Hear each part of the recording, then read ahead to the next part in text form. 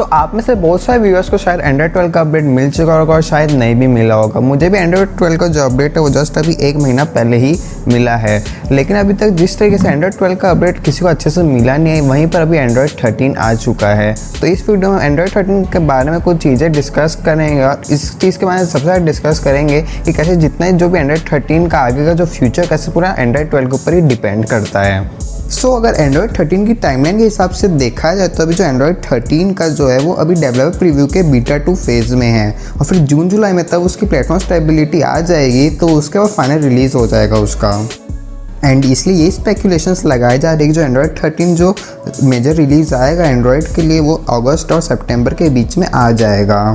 Android 12 जो launch हुआ था वो पहले पिक्सल डिवाइस से हुआ था गूगल के, जो कि वो 19 अक्टूबर को हुआ था। और लेकिन अगर अभी एंड्रॉइड 13 की बात करी जाए तो ऐसा बताया जाए कि अगस्त और सितंबर में ही आ जाएगा, मतलब नियरली रफली 10 मंथ्स के बाद जब एंड्रॉइड 12 लॉन्च है उसके जस्ट 10 मंथ्स के बाद ही एंड्रॉइड 13 आ जाएगा ऑफिशियली। एंड्रॉइड 13 कैसे पूरा एंड्रॉइड 12 के ऊपर डिपेंड करता है, उसकी जो फ्यूचर होगा उसका तो बारे में तो आगे बात कर ही लेंगे, लेकिन उससे पहले एंड्रॉइड 13 कौन से माइनर और कुछ मेजर चेंजेस ला रहा है एंड्रॉइड इकोसिस्टम के अंदर, उसका सबसे पहले डिस्कस करते हैं। एंड्रॉइड 13 के साथ जो आपको एक मेजर फीचर मिलेगा वो है प्राइवेट फाइल पिकर का। इस फीचर की मदद से आप बेसिकली कर क्या सकते हो कि कोई भी ऐप, जब आपको कोई भी अपने ऐप को परमिशन देनी होगी उसकी गैलरीज और सबको एक्सेस करने की, तो आप सिर्फ उस इमेज को चुन सकते हो, इमेज और वीडियोज़ को जिसका आपको उस ऐप को एक्सेस देना है।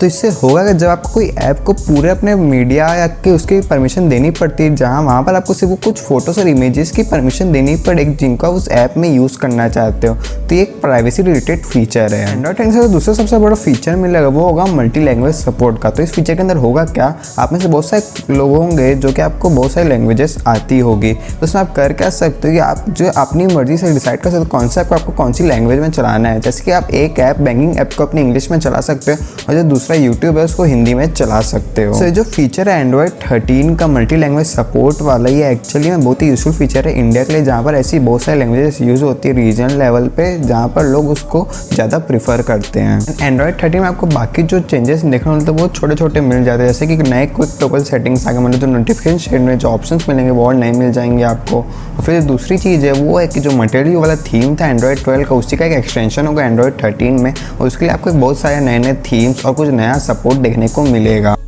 ये तो बात होगी वो फीचर्स की जो एंड्रॉइड 13 अपने अंदर पैक करेगा, लेकिन अब जो मेन क्वेश्चन आते हैं आगे कैसे एंड्रॉइड 13 का जो फ्यूचर है वो एंटायरली एंड्रॉइड 12 के ऊपर मेरे हिसाब से बेस्ड है। अगर आपने एंड्रॉइड 12 के साथ जो फ़ोन देखे होंगे उसमें आपने बहुत चीज़ नोटिस किया कि उसका बहुत ही अच्छा एक नया लुक और फील दिया था एंड्रॉइड 12 ने, जो कि मटेरियल यू के ऊपर थीम के ऊपर बेस्ड है, जो कि गूगल ने डेवलप किया था। लेकिन अब इतना जो बड़ा मेजर अपडेट था, गूगल ने ऑब्वियसली इसको बहुत सारा टेस्टिंग करके रिलीज़ किया होगा, लेकिन इतने सारी टेस्टिंग के बाद भी एंड्रॉइड 12 के अंदर बहुत सारी दिक्कतें आई थी। और इसका रिजल्ट क्या होगा, जो एंड्रॉइड 12 का अपडेट था उसके साथ लोगों को बहुत सारी दिक्कतें फेस करनी पड़ी अगर पिछले मेजर एंड्रॉइड अपडेट से कंपेयर किया जाए तो। इस एंड्रॉइड 12 के अपडेट के साथ ही गूगल के जो पिक्सल ओनर्स उन्होंने बहुत सारी कंप्लेंट की, तरह तरह के बग्स फेस करने को मिल रहे हैं, उनको बहुत सारे नेटवर्क कनेक्शन से इशूज़ भी आ रहे हैं उनके पिक्सल डिवाइसेस के ऊपर। तो हम यहाँ पर तो गूगल की बात करें, लेकिन जो अब अगर हम Xiaomi के पास जाके देखें जो उनके यूज़र के साथ हुआ, उसमें हुआ क्या कि जो उनके यूज़र्स थे उनके फ़ोन के साथ उन्होंने जैसे ही Mi 13 के ऊपर अपना फ़ोन को अपडेट किया तो उनका फ़ोन ही ब्रेक हो गया। और यही सेम चीज़ सैमसंग के फ्लिप और फोल्ड फ़ोन के साथ भी उन्होंने बहुत सारे फ्लिकरिंग इश्यूज़ है उनके डिस्प्लेज में, उनके बहुत सारे फ़ोन जो है फोल्ड और फ्लिप को बिलोंग करते थे उनकी सीरीज़ को, वो ब्रेक हो गए। अब इतनी सारी चीज़ें देखने के बाद आप एक चीज़ तो ज़रूर कह सकते हो कि स्मार्टफोन जो मैन्युफैक्चरिंग कंपनीज तुमको एंड्रॉइड 12 के साथ अपनी अपनी जगह में अपनी अपनी प्रॉब्लम्स फेस करने को मिली उनके यूज़र्स को।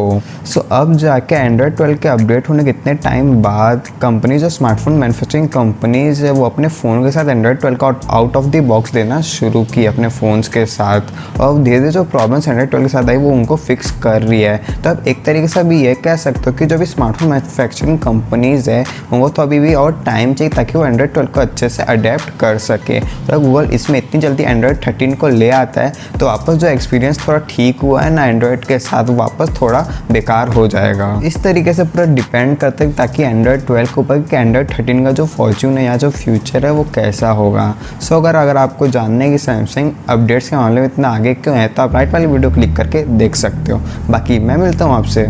अगली वीडियो में।